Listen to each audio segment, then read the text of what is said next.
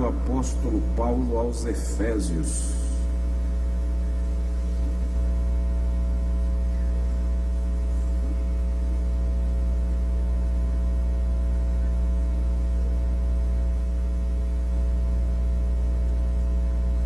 Capítulo de número 6.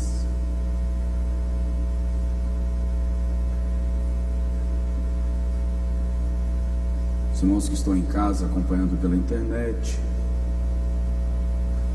pelas redes sociais, também podem ler a doce palavra do Senhor.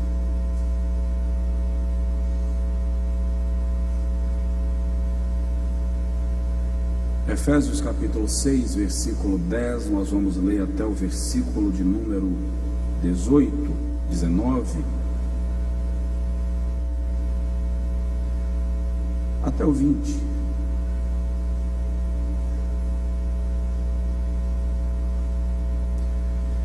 No demais, irmãos meus, fortalecei-vos no Senhor e na força do seu poder. Revesti-vos de toda a armadura de Deus, para que possais estar firmes contra as astutas ciladas do diabo. Porque não temos que lutar contra a carne e sangue, mas sim contra os principados, contra as potestades, contra dominadores deste mundo tenebroso, contra as hostes espirituais da maldade nos lugares celestiais. Onde eu li dominadores deste mundo tenebroso, na versão portuguesa está príncipes das trevas deste século. Não é isso? Versículo 13. Portanto, tomai toda a armadura de Deus, para que possais resistir no dia mau, e havendo feito tudo, ficar firmes.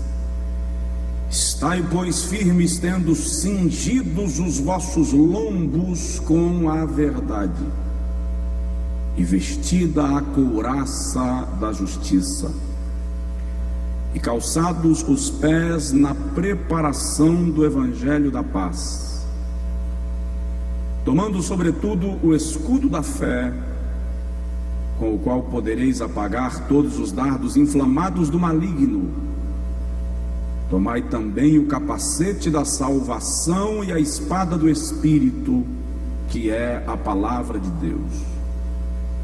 Orando em todo o tempo com toda a oração e súplica no Espírito, e vigiando nisto com toda a perseverança e súplica por todos os santos, e por mim, para que me seja dada no abrir da minha boca a palavra com confiança, para fazer notório o mistério do Evangelho, pelo qual sou embaixador em cadeias, para que possa falar dele livremente, como me convém falar. Amém? Ore comigo um pouquinho. Pai, nós estamos diante de Ti, Senhor, Teus servos, filhos e filhas. Vou compartilhar com a Tua igreja uma palavra sobre batalha espiritual,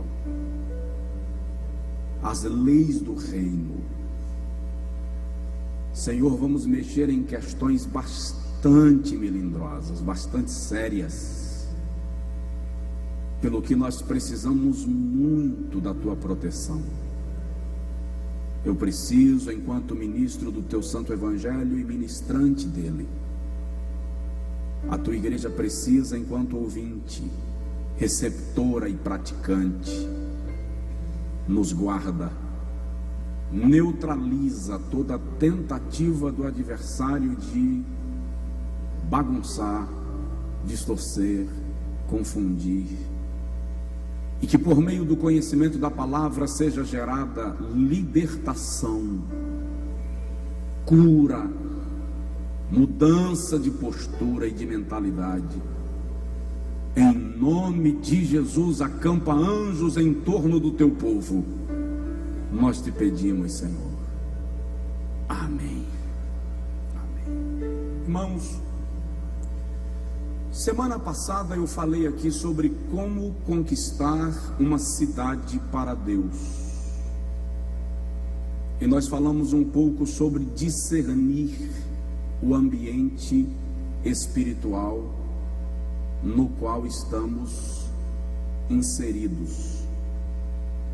E aí eu disse para os irmãos que iríamos estudar um pouco sobre batalha espiritual para compreendermos este cenário que nos envolve. Digo nos envolve porque você não tem a opção de não estar. Ou você é servo do diabo, ou você é inimigo dele. Aí você decide. Tá? Então nós vamos estudar um pouco sobre esse assunto. E é óbvio que eu digo sempre na escola dominical, não tenho a ambição de esgotar o assunto, mesmo porque eu sei que não é possível.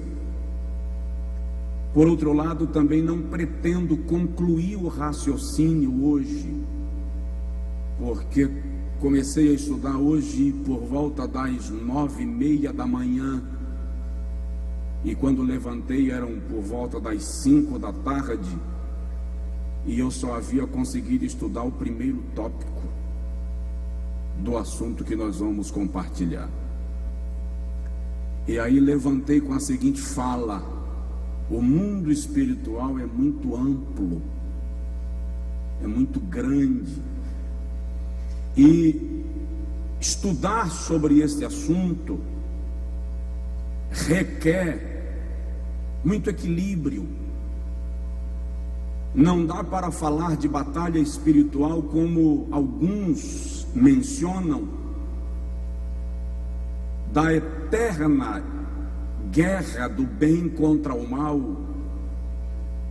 onde ninguém vence. Por outro lado, não se pode falar de batalha espiritual desse ponto de vista superficial que nós tanto ouvimos falar, porque esta guerra não se vence com chavões. Está amarrado, pisa na cabeça dele. Não se vence esta guerra assim. E não dá para ir para o outro extremo, onde as pessoas atribuem tudo ao diabo, quando muitas vezes diversas situações são causadas por nossa imperícia, descuido, falta de vigilância. Agora, é óbvio que o adversário sabe explorar muito bem essas lacunas que a gente deixa para ele trabalhar. Uma outra questão muito interessante de se observar no início desta reflexão é que durante muito tempo no ambiente ortodoxo, batista, presbiteriano e metodista, e no ambiente pentecostal, Assembleia de Deus, se evitou falar sobre esse assunto da batalha espiritual, e quando alguém falava até se via com certa rejeição, com certa resistência. Aí vieram, pelo menos no contexto Brasil, aquela ideia neopentecostal que trouxe a abordagem da batalha espiritual e lamentavelmente terminou trazendo, repito, com alguns excessos. Depois é que, graças a Deus, o Senhor levantou no nosso meio estudiosos da Bíblia, equilibrados, sérios, pé no chão, para estudarem sobre esse assunto, para falarem sobre esse assunto, e sem desprezar o que os mais exagerados trouxeram, nós podemos ter uma compreensão desse assunto de maneira equilibrada, bíblica, concisa, e é o que nós precisamos. Mesmo porque ignorar a verdade desta guerra, que na linguagem de Paulo é contínua e invisível. Ignorar, portanto, esta verdade é fortalecer o nosso inimigo. Quando você rejeita conhecer o seu adversário e as suas estratégias, você o fortalece. Por quê? Porque o Senhor diz em Oséias capítulo 4, versículo 8 assim: o meu povo está sendo destruído, porque lhe falta o conhecimento. Por que então a falta de conhecimento é capaz de destruir? Sim, porque e conhecereis a verdade, e a verdade vos libertará. É o conhecimento da verdade que nos leva a desfrutar da proposta de Deus de uma vida abundante, de uma vida vitoriosa, de uma vida plena pelo poder do Evangelho. Você está me entendendo? Diga amém.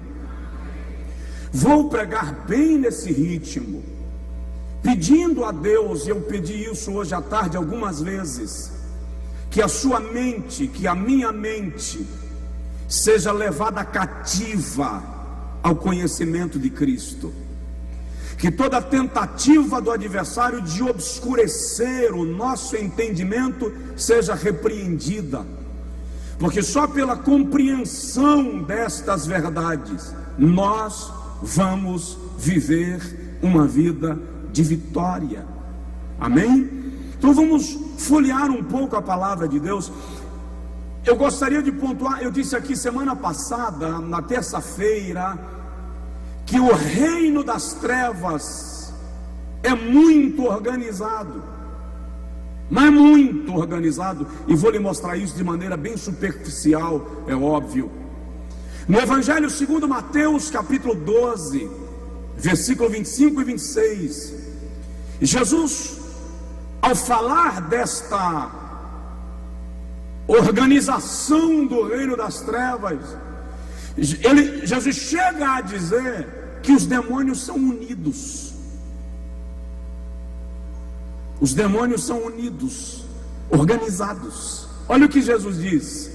Jesus, porém, conhecendo os seus pensamentos, disse-lhes: todo reino dividido contra si mesmo é devastado, é destruído, e toda cidade ou casa dividida contra si mesma não subsiste. Aí no versículo 26 ele diz: se Satanás expulsa Satanás, está dividido contra si mesmo. Como subsistirá, pois, o seu reino? O que Jesus está dizendo aqui é que na organização do mundo das trevas, os espíritos malignos não competem entre si, não há divisão, não há batalha.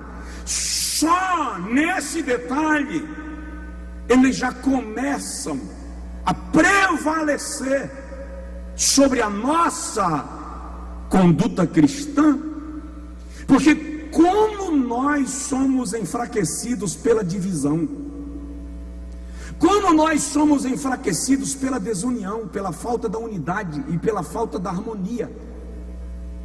Então aquele velho provérbio popular da união faz a força se aplica. Salomão disse assim: melhor serem dois do que um, porque se um cair, o outro levantará.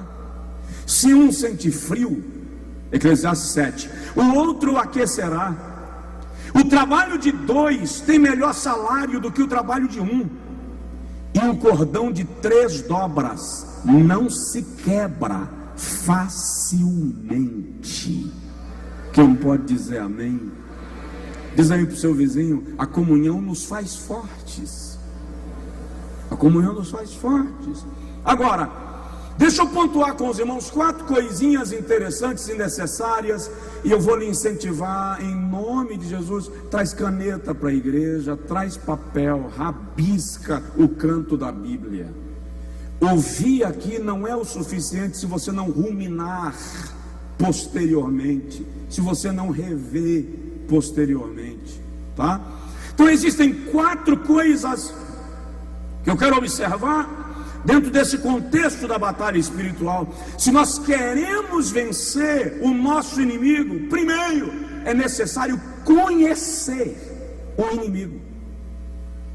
E aí eu falei na terça-feira passada que muitas vezes nós invadimos um território. Vamos evangelizar, vamos estabelecer uma igreja, vamos abrir uma igreja no bairro tal, vamos abrir um ponto de pregação na minha casa, tá, vamos, e você ainda não buscou discernir quem é a autoridade espiritual que exerce domínio e escravidão naquele lugar. Daí a pouco você está enfrentando ataques do adversário e não sabe por quê, e não buscou discernir o ambiente. Então é necessário conhecer o seu inimigo. Segundo, é necessário conhecer o território do inimigo. Não se envia um exército para a guerra sem primeiro inspecionar o solo. Se tem alagados, se tem pântano, se é montanhoso, se é pedregoso, se é arenoso, se a vegetação é fechada, se não, é preciso conhecer o território do seu inimigo. Você vai abrir uma loja. Antes de abrir uma loja, você pede uma pesquisa de mercado. Uma empresa vai abrir uma filial, ela faz uma pesquisa de mercado. Uma empresa de petróleo quer estabelecer novos poços, ela vai perfurar para saber se tem petróleo no subsolo. Uma empresa de mineração investiga para encontrar mineração ou não, e nós queremos simplesmente ir à guerra sem buscar de Deus compreender o ambiente onde estamos pisando. Alguém me entendeu? Terceiro, se queremos vencer a batalha, é preciso conhecer as estratégias da batalha.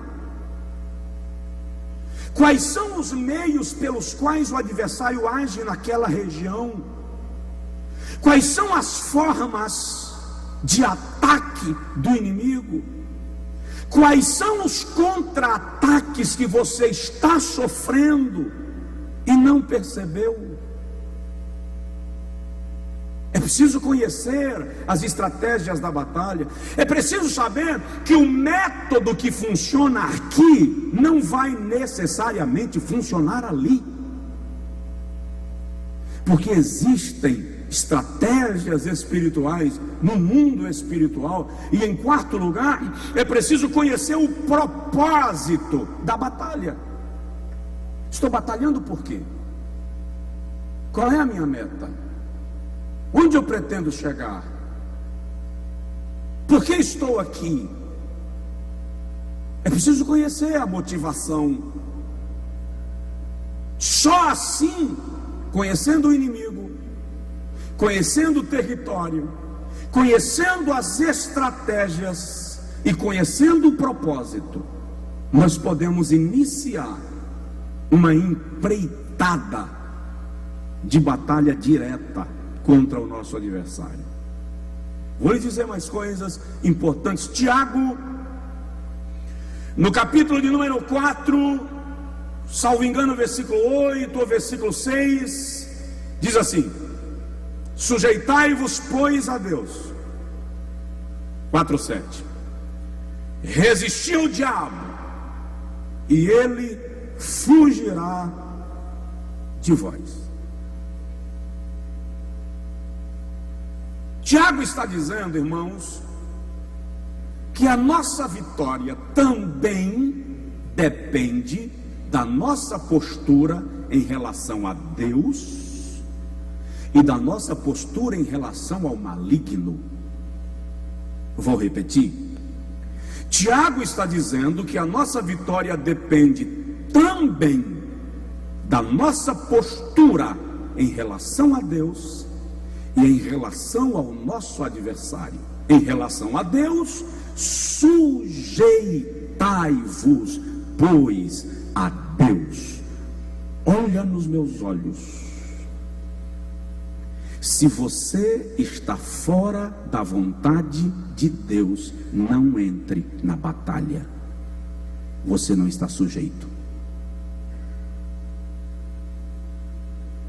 Sujeitai-vos, obedeça, se submeta, ande debaixo do comando. Aí fica o camarada com a vida de todo e qualquer jeito, desafiando demônios, com o microfone na mão, nas casas orando. Morei numa cidade, vou poupar o nome, por uma questão de zelo e eu morava próximo a uma igreja, e eu via sempre o pastor daquela igreja chamando os demônios para possuir alguém, para eles expulsarem. E eu comentei em casa umas 2 vezes: um dia esse troço vai dar errado.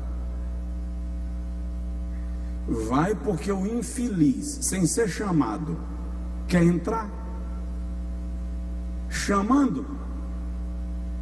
E um dia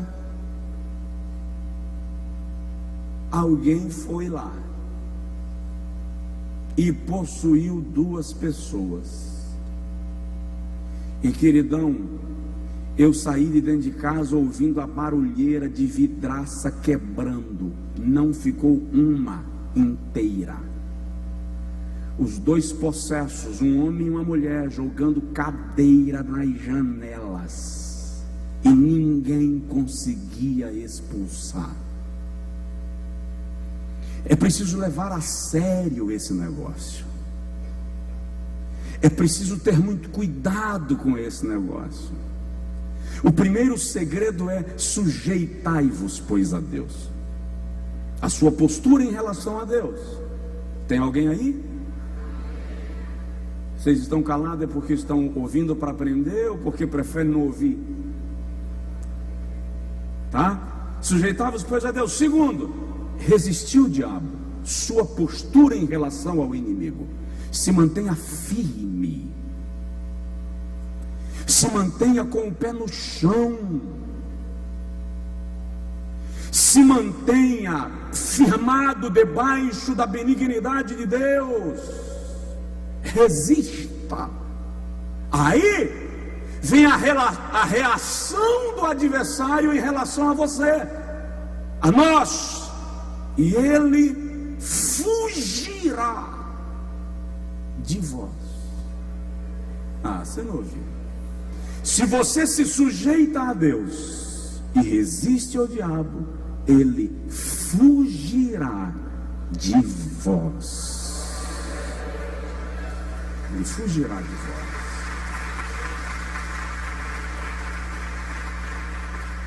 Agora vira no irmão do lado e diz para ele assim: sujeite-se a Deus. Resista ao diabo. Ele vai fugir de você. Vamos lá. Na linguagem de Paulo, vamos mais um pouquinho. Esta batalha é uma batalha do reino da luz contra o reino das trevas. No entanto, a Bíblia em nenhum lugar fala desta batalha como uma luta para medição de forças. Não é para ver quem tem mais força, se Deus ou o diabo. Deus é o Todo-Poderoso e acabou. Assunto encerrado. Então não é para ver quem tem mais força. A luta é uma luta por tomada de território. É uma luta para arrastar da mão do adversário território para Deus. Mateus capítulo 16, versículo 18, Jesus diz assim: edificarei a minha igreja, e as portas do inferno não prevalecerão contra ela. Eu disse aqui terça-feira passada, o que Jesus está dizendo ali é: estou estabelecendo uma igreja que vai agir na ofensiva. Não uma igreja que vai ser atacada e resistir, mas uma igreja que vai atacar e prevalecer. Essa é a proposta de Deus. Em Marcos capítulo 3, versículo 27, Jesus diz que ninguém pode entrar na casa e tomar os bens sem antes amarrar o valente. Versões mais antigas acrescentam arrombar a porta, invadir a casa e então amarrar o valente e lhe tomar os bens. Ninguém pode roubar, tomar os bens do valente entrando em sua casa, se primeiro não manietar o valente. Ou seja, antes de entrar num território X, é preciso orar para que a força da malignidade seja neutralizada. Você está entendendo? Tá, pastor, hoje eu resolvi que vou evangelizar no prostíbulo. Aleluia. Você orou para isso? Pediu de Deus discernimento para isso? Não, pastor, hoje eu invoquei que eu vou fechar um centro de umbanda. Tá, ok, tá bom, pode ir. Deus é contigo. Você orou sobre isso? Se preparou espiritualmente para isto? Você tem que entender que você não entra na casa do valente sem antes amarrá-lo, neutralizá-lo, manietá-lo, controlar e então tomar os bens. E não esquece que essa batalha é violenta. Eu vou repetir, a batalha espiritual é violenta. Para o diabo vale tudo. A Bíblia diz que ele vem para roubar, matar e destruir. Então para o seu inimigo, para o meu inimigo, vale tudo. Portanto, revesti-vos, pois, diz Paulo, de toda a armadura de Deus, para que possais resistir no dia mau, e depois de haver feito tudo, permanecer firmes. Porque fazer tudo e terminar morto não é o propósito. É fazer tudo e permanecer firme. Agora, a Bíblia chancela a nossa vitória. A Bíblia confirma a vitória da igreja. Edificarei a minha igreja, as portas do inferno não prevalecerão contra ela. Eu vou repetir que você não ouviu, o som está ruim. Não está não, irmão Sérgio, fica na paz. Edificarei a minha igreja e as portas do inferno não prevalecerão contra ela. Olha Provérbios 21, 31. O cavalo prepara-se para o dia da batalha, mas do Senhor vem a vitória. Olha Romanos 8, 37. Em todas estas coisas somos mais do que vencedores por aquele que nos amou. Olha 1 de João 2,14. Eu vos escrevi, jovens, porque sois fortes, a palavra de Deus está em vós, e já vencestes o maligno.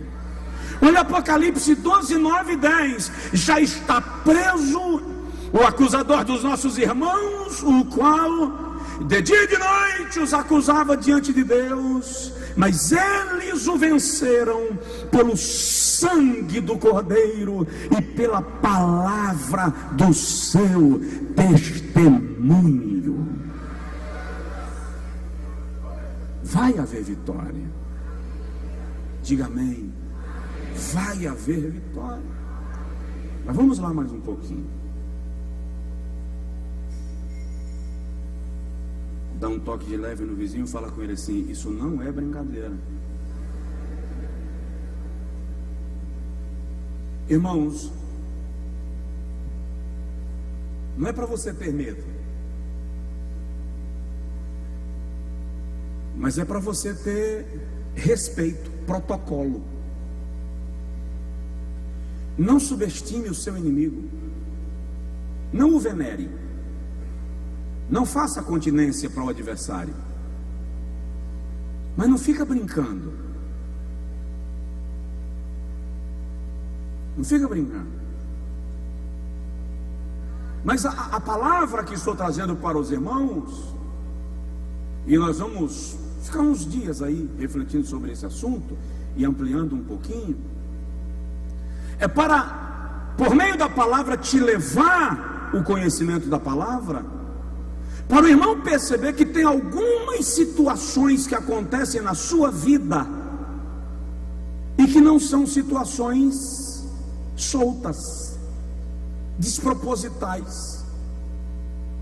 Primeiro item que eu quero observar com os irmãos, o primeiro tópico, e acredito que a gente não vai passar dele hoje, é: onde começou esta batalha? A origem desta guerra. Onde se deu? Por mais estranho que pareça, essa batalha começou diante do trono de Deus, na presença de Deus. No Gênesis capítulo de número 1, quando Moisés diz que Deus criou os céus e os seus exércitos, Moisés está mencionando anjos de Deus. No livro de Jó, capítulo 37, quando Deus aparece a Jó e pergunta para ele assim: onde estavas tu quando eu lançava os fundamentos da terra e as estrelas da alva cantavam ao meu nome? Deus está falando dos anjos. Ezequiel capítulo 28, Ezequiel toma a cidade de Tiro para fazer uma alegoria, numa referência a um querubim. Tiro era uma cidade marítima, um território marítimo, só se chegava a Tiro por meio de barcos.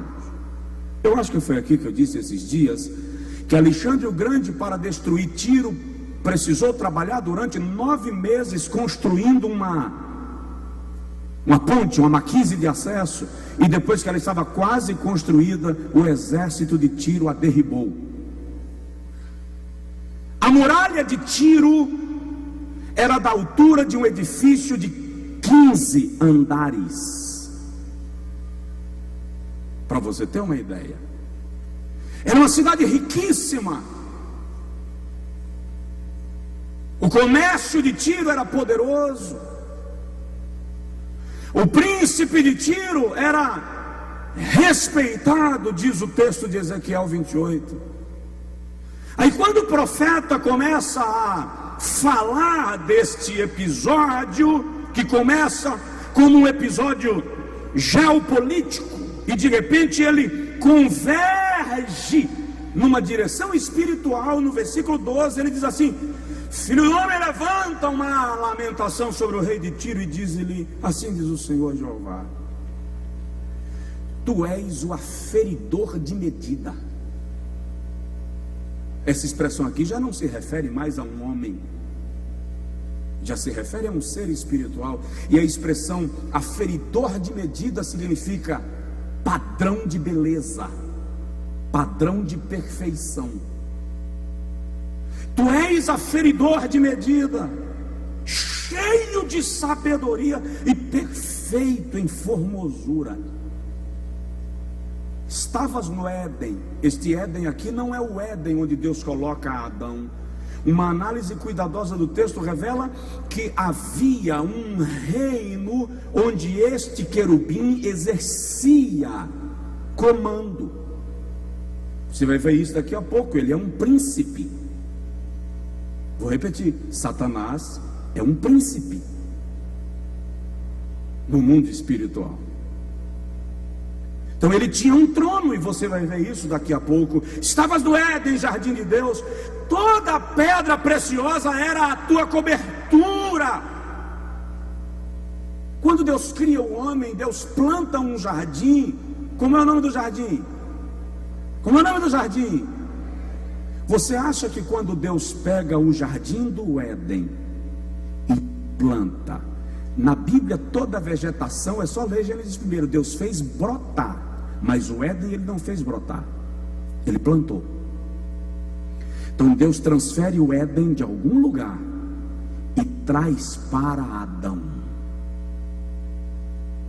É aí onde o inimigo da nossa alma coloca os olhos na criação, na coroa da criação, e a transforma em alvo do seu ataque. Tá?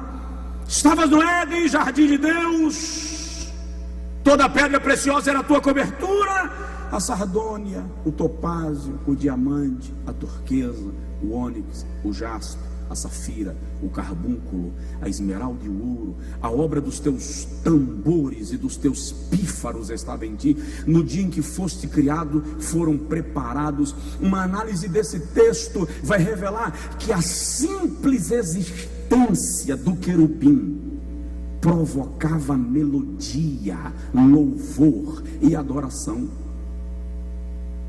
Então nós não estamos falando de um ser despenado, nós estamos falando de um ser que foi criado com um principado sobre si. E muitos crentes ficam tratando isso de maneira banal. Nós vamos estudar isso, vou falar sobre isso. Olha o versículo 14: tu eras querubim ungido para proteger, e te estabeleci. No monte santo de Deus estavas, no meio das pedras afogueadas andavas. Perfeito eras nos teus caminhos, desde o dia que foste criado até o dia que se achou iniquidade em ti.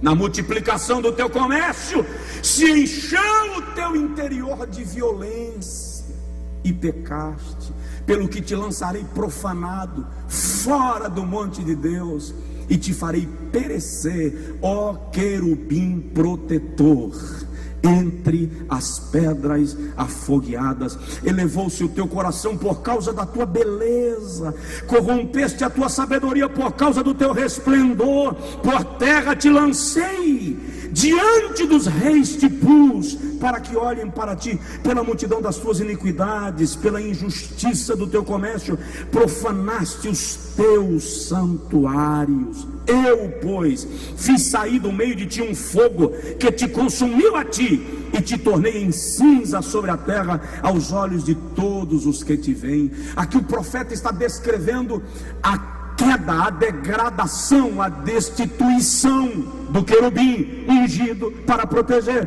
Ele perde a posição de estar diante de Deus e é lançado abaixo. Isaías 14, versículo 12 a 14, o profeta descreve isso, quando diz assim: como caíste do céu a estrela da manhã, filha da alva, como fosse lançado por terra, tu que debilitavas as nações. 13, e tu dizias no teu coração: eu subirei ao céu, acima das estrelas de Deus exaltarei o meu trono, e no monte da congregação me assentarei da banda dos lados do norte. Olha qual era a ambição: subirei acima das mais altas nuvens e serei semelhante ao Altíssimo. A ambição de Lúcifer era sentar-se no nível da hierarquia da divindade santa. Quando isso acontece, quando isto se dá, aí a Bíblia diz que há uma batalha no céu. Apocalipse 12. Ia deixar eu falar isso depois, mas vamos lá. Apocalipse 12, versículo 4. Há uma batalha no céu. E quando ocorre esta batalha no céu, diz: a sua cauda após si levou até essa parte das estrelas do céu, dos anjos, e lançou-as sobre a terra. E o dragão parou diante da mulher que havia de dar à luz, para que dando ela à luz lhe tragasse o filho. Aqui já é uma profecia messiânica. Agora vai para o versículo de número 7 ao versículo 9, olha só: e houve batalha no céu. Miguel e os seus anjos batalhavam contra o dragão, e batalhavam o dragão e os seus anjos, mas não prevaleceram, nem mais o seu lugar se achou nos céus. E foi precipitado o grande dragão, a antiga serpente, chamada o diabo e Satanás, que engana todo mundo. Ele foi precipitado na terra, e os seus anjos foram lançados com ele.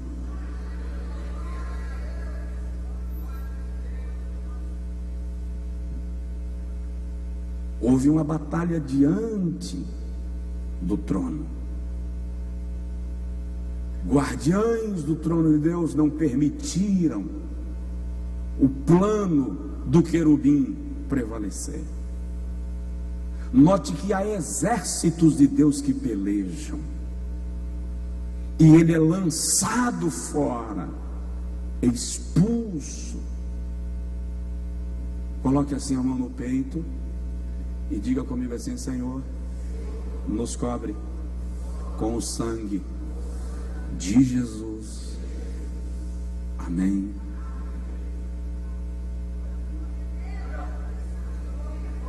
Onde começou a guerra?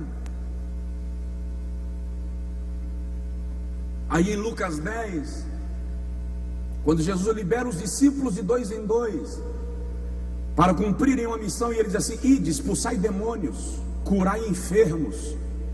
Quando os discípulos voltam em Lucas 10, lá no versículo de número 14, 15, ele diz assim: Senhor, nós estamos maravilhados.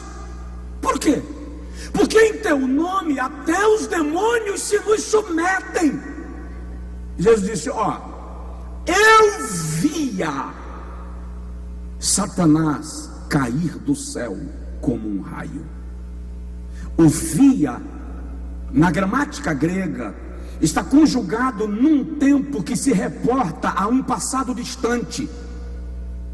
Jesus estava dizendo assim: quando ele caiu, eu estava lá. Agora, alegrai-vos, não porque os espíritos se vos submetem. Alegrai-vos antes, porque o vosso nome está escrito no livro da vida. Aleluia. Orehai soma nagalemai fasui andoragai.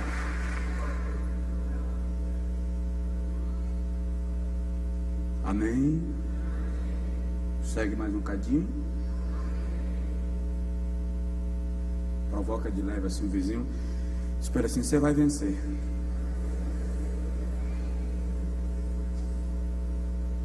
O assunto que eu vou tratar agora é ainda mais chato. É ainda mais pesado. Coloque a mão assim na cabeça. Diga assim: Jesus, guarda os meus pensamentos. Amém. Como se forma a organização hierárquica no mundo espiritual? Como se distribui? Paulo, Efésios capítulo 6, versículo 12. Nós lemos há pouco. O apóstolo diz assim: porque não temos que lutar contra a carne e o sangue, mas sim contra os principados, contra as potestades, contra os príncipes das trevas deste século.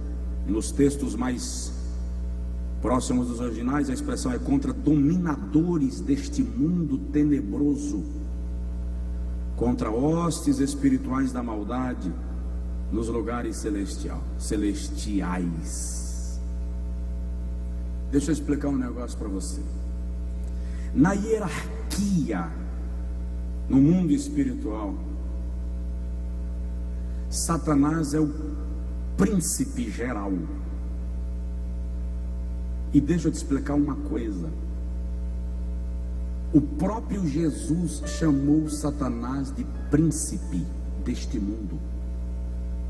Me parece que é em João capítulo 12, versículo 31. Deixa eu confirmar.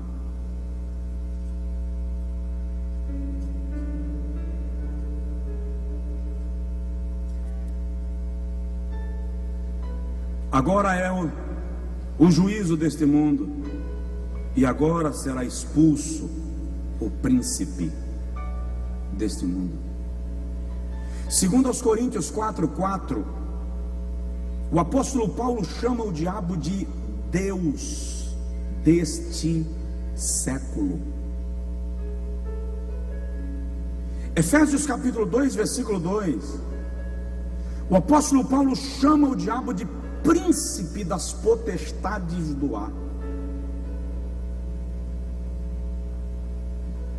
Toda a ação da malignidade é operada pela mente de Satanás.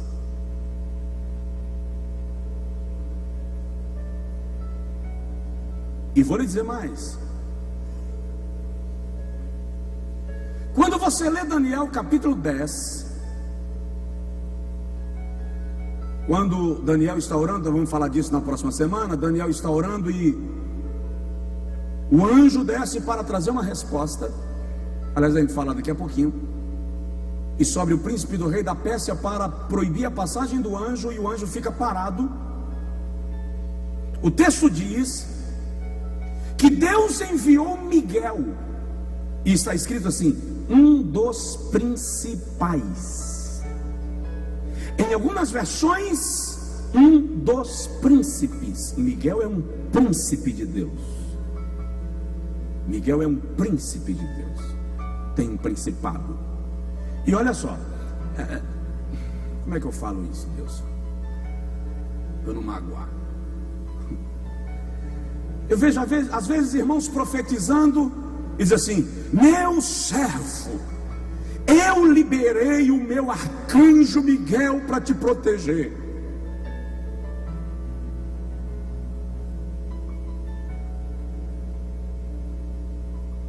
Arcanjo Miguel não protege pessoas, ele é príncipe, ele supervisiona nações. Quando um príncipe se levanta contra o anjo que vem trazer a resposta, Deus chama Miguel. Por quê? Porque o assunto que o anjo estava trazendo para Daniel se referia à nação de Israel, e não só, e a todos os reinos que se levantariam depois. Por quê? Porque o projeto do nascimento do Messias estava envolvido. Aí Deus envia Miguel. Mas para você ter uma ideia da hierarquia do príncipe das trevas, Moisés é o único homem que não foi sepultado por homens, foi sepultado por Deus. E a Bíblia diz que quando Miguel tomou o corpo de Moisés, está lá em Judas, para ir sepultar, Satanás atravessou diante dele para tomar o corpo de Moisés. E a Bíblia diz assim: pelo que Miguel não ousou dirigir palavra contra ele. Pelo contrário, disse: o Senhor te repreenda. Isso é questão de hierarquia. Miguel entendeu que Satanás é parada para Jesus de Nazaré. Aí eu fico feliz. Projeta para mim esse versículo, que isso aqui é uma festa. Hebreus 2,14: visto que, assim como os filhos, os homens são participantes das coisas concernentes à carne e o sangue, também ele, Jesus, participou das mesmas coisas, para que por meio da morte derrotasse aquele que tinha o império da morte, isto é, o diabo. Joga o versículo 15: e livrasse todos que, com medo da morte, estavam por toda a vida sujeitos à servidão. Você vai levantar as duas mãozonas e vai aplaudir Deus, porque Jesus morreu para te livrar.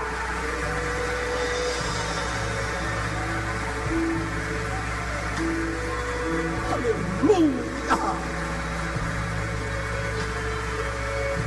Alagai levar subra, lavaragá subra e levar.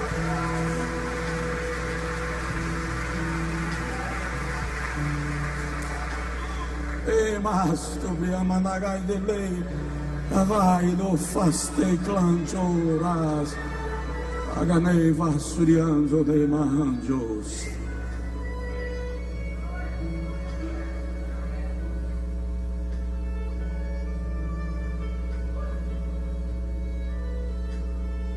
Aleluia. Ele derrotou aquele que tinha o império da morte, para por meio da sua morte nos livrar do medo da morte, porque este medo nos mantinha escravos, sujeitos à servidão. É mais ou menos assim: você quer servir a Deus, aí o diabo fala assim: se você for, lhe mato. Aí você fica, você é escravo. Mas depois da morte de Jesus, você diz assim: eu quero servir a Deus. Aí o diabo diz assim: se você for, eu lhe mato. Aí Jesus passa na frente e diz: passa por mim primeiro.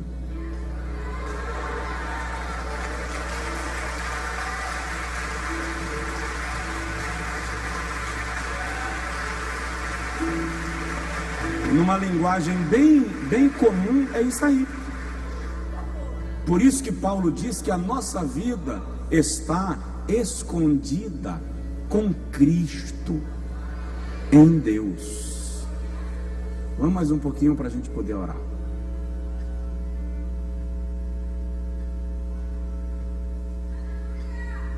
Então, Efésios 6,12, voltando para essa formação da hierarquia no reino das trevas. O primeiro é o querubim caído.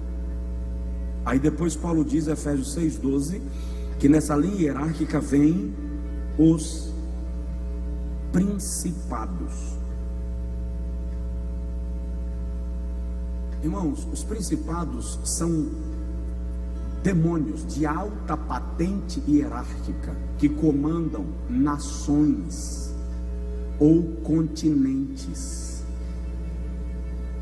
Quando o irmão lê capítulo 10 de Daniel, versículo 12, versículo 13, o texto bíblico diz que Daniel começou a orar acerca de Judá, e Deus enviou um anjo de perante a sua face, trazendo a resposta. Quando o anjo chega no meio do caminho, o anjo é parado. E esse relato do versículo 13 aí, é o anjo conversando com Daniel. Volta ao 12 aí, por gentileza. O anjo conversando com Daniel diz assim, ó: não temas, Daniel, porque desde o primeiro dia em que aplicaste o teu coração a compreender e a humilhar-te perante o teu Deus, são ouvidas as tuas palavras, e eu vim. Isso aqui é um anjo falando. Eu vim por causa das tuas palavras, mas o príncipe, um principado do reino da Pérsia, se pôs defronte de mim 21 dias. E eis que Miguel, um dos primeiros príncipes, primeiros aqui é principal, um dos principais príncipes, veio para me ajudar, e eu fiquei ali com os reis da Pérsia. Olha o versículo 20, por favor, e o versículo 21. Daniel, o anjo diz assim: sabes por que eu vim a ti? eu tornarei a pelejar contra o príncipe dos persas, e saindo eu, eis que virá o príncipe da Grécia. Olha para cá, o império da Grécia não havia surgido ainda, o rei da Grécia nem havia nascido ainda, quando Daniel tem essa visão. Mas você percebe que antes de um reino nascer, no mundo espiritual, já há uma organização, uma demanda acerca desse assunto. Tá? Mas eu te declararei o que está escrito na Escritura da verdade, e ninguém há que se esforce comigo contra aqueles, a não ser Miguel. Miguel o quê? Eu não ouvi. Miguel o quê? Miguel o quê? Vosso príncipe, príncipe da nação de Israel. Miguel exerce principado e ação em favor da nação de Israel, e não de mim. Embora perto de eu e perto de tu tem um anjo. Nós vamos falar disso. O anjo do Senhor acampa-se ao redor dos que o temem e os livra.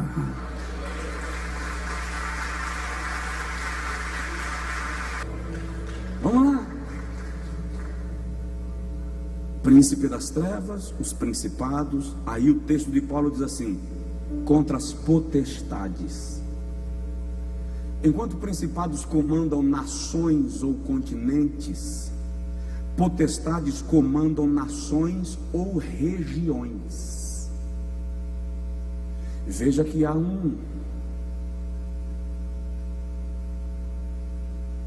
principados comandam nações ou regiões. E mais, dominadores deste mundo tenebroso. Aqui Paulo está dizendo que sobre as cidades existem demônios que comandam as operações. Significa dizer que sobre Feira de Santana há um dominador. E a igreja não pode achar que isso é fantasia, que isso é novela. Há uma entidade espiritual das trevas que domina sobre cidades, e hostes espirituais da maldade nas regiões celestiais. Agora são hordas de demônios sob comando destes dominadores que agem sobre pessoas, sobre bairros, sobre ruas, sobre avenidas, provocando o inferno que a terra vem se tornando dia após dia. E a igreja está fazendo o que aqui? Sabe o que está acontecendo? Nós estamos brincando de fé. Nós estamos brincando de cristianismo. O adversário está agindo o tempo inteiro de maneira bastante organizada, e nós estamos disputando espaço, malhando um ao outro, disputando cargos, olhando a roupa do irmão, olhando o carro que ele comprou. Pelo amor de Deus, essa é a prova da nossa burrice espiritual.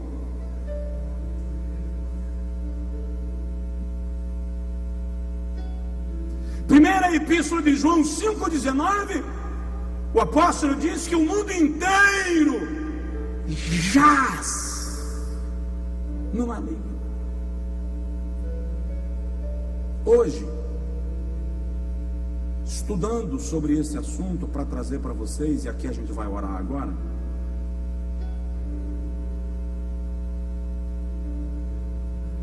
eu terminei caindo no site da Fundação Satânica Americana. Está na internet.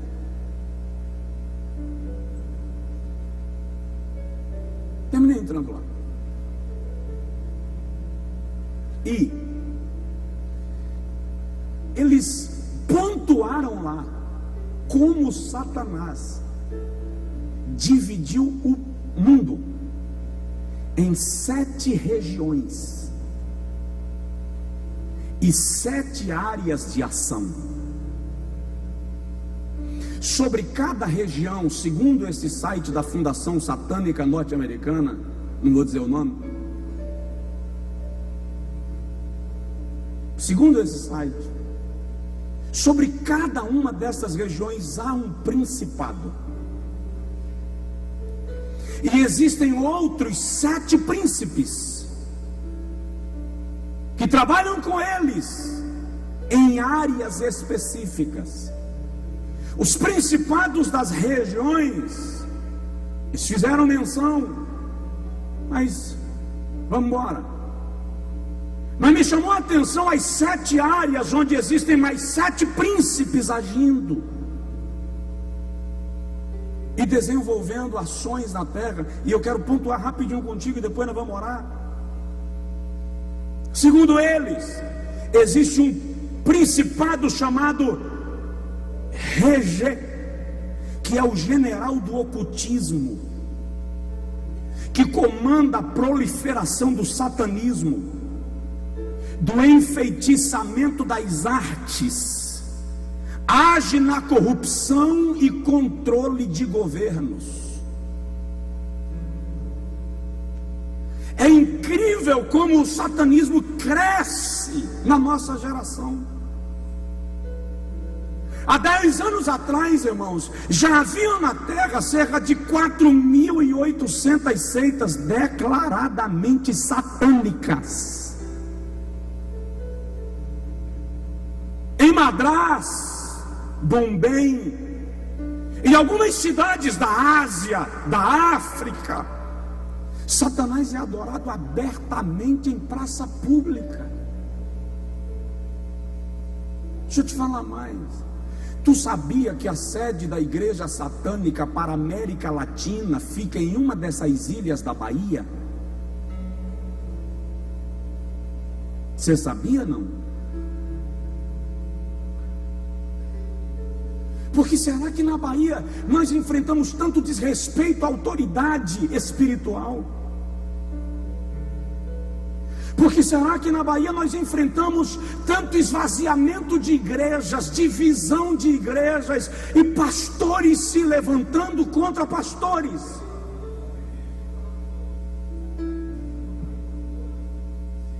Isso não é barato. Nós estamos num embate espiritual.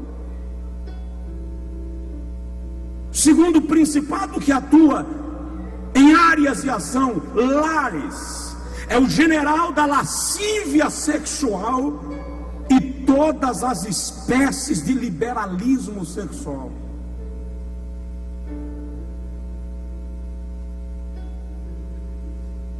Deixa eu te falar um negócio, já está na moda.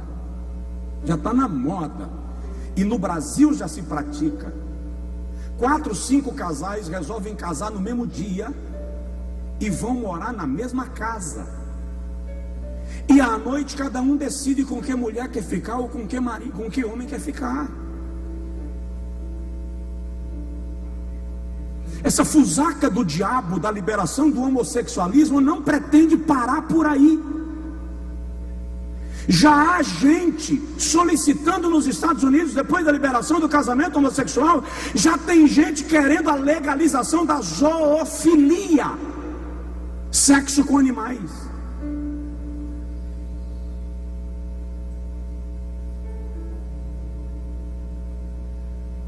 Há uma ação das trevas nesse mundo. Tem gente ouvindo pela internet, pelo periscópio. Terceiro principado que está agindo, Baco, é o general dos vícios, das drogas, do álcool. Quarto general, Pan, demônio da mente, responsável por disseminar loucuras, doenças mentais. demência, suicídio, ataques nervosos e desajustes. Preguei numa cidade chamada Oeiras, no estado do Piauí. Tem alguém ali que conhece? Já vamos parar para orar. Oeiras tinha o maior índice de suicídio por número de habitantes do Brasil. Eu fui pregar lá sem saber, dia 21 de dezembro daquele ano que eu não lembro mais. No final da pregação, o Senhor me inspirou a orar contra demônios de suicídio. A média era de 3 a 4 suicídios por mês, numa cidade de 40 a 50 mil habitantes, mais ou menos, não é isso? Orei contra demônios do suicídio e vim embora. Terminou o culto, vim embora. Entrei no carro e vim embora. Um ano depois me ligou o prefeito da cidade, querendo que eu fosse pregar lá dia 24 de dezembro. Eu falei, galera, você apelou. Aí pegou forte. Disse, pastor, nós tínhamos a média de 3 a 4 suicídios por mês. Desde o ano passado, quando você fez aquela oração aqui, nós não tivemos um caso de suicídio, nenhum sequer.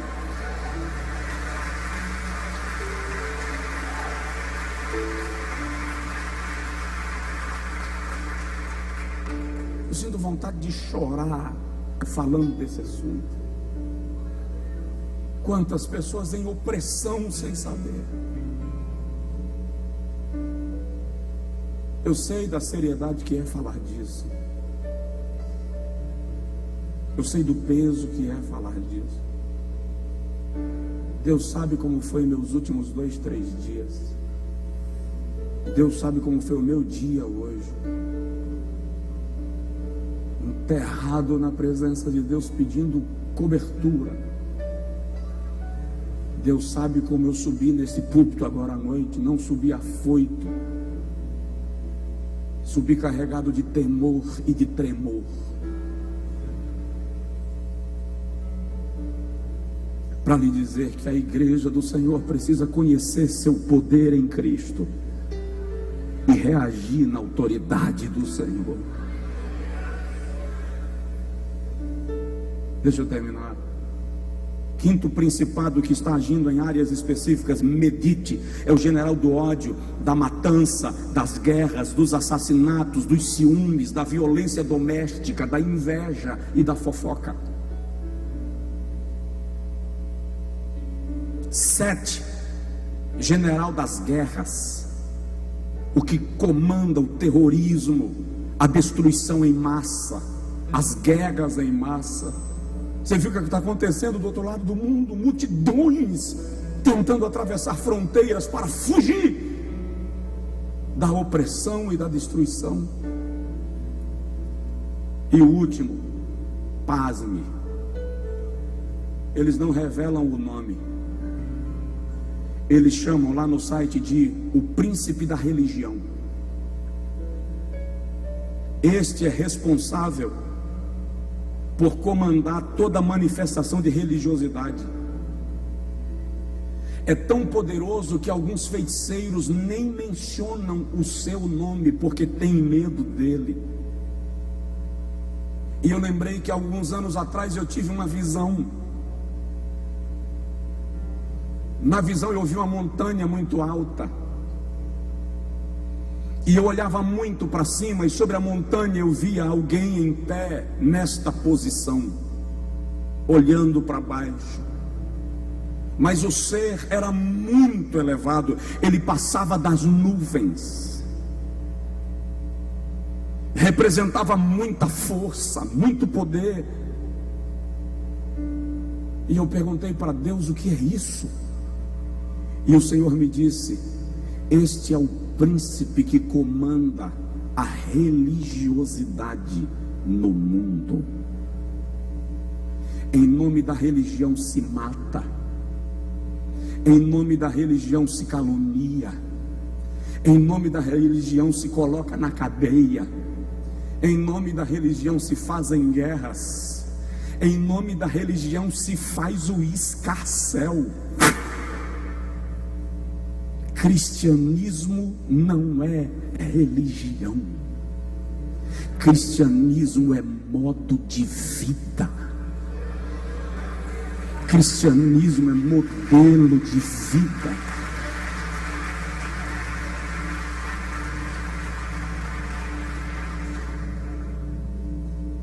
E deixa eu te falar uma coisa.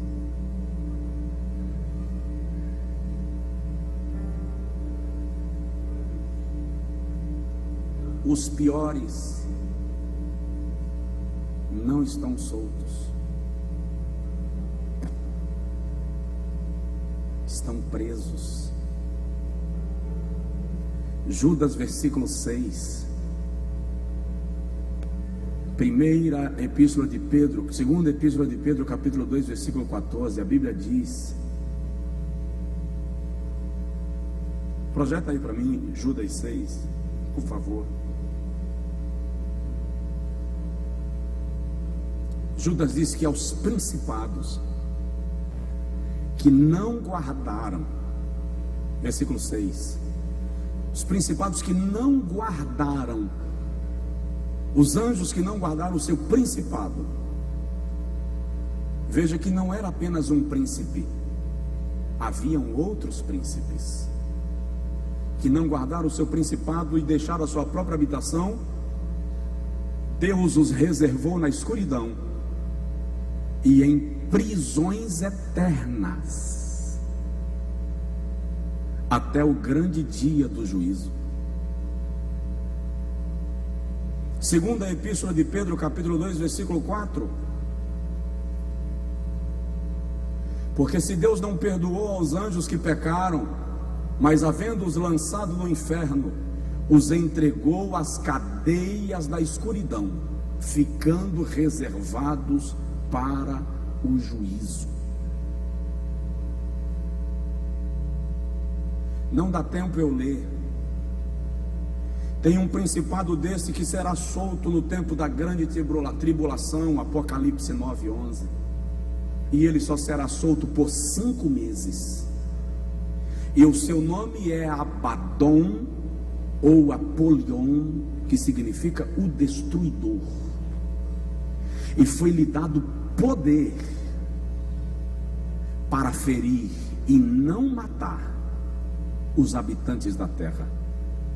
E o texto diz que o seu exército tem rosto de homem, cabelo de mulher, aparelhados como cavalos para a guerra, caudas de escorpiões, e a sua ferida dói como feridas de escorpiões. Ele só será solto por 5 meses. E o desespero será tão grande com a sua ação, que a Bíblia diz que os homens desesperados pularão dos montes e dirão à morte: venha sobre mim, e a morte fugirá deles.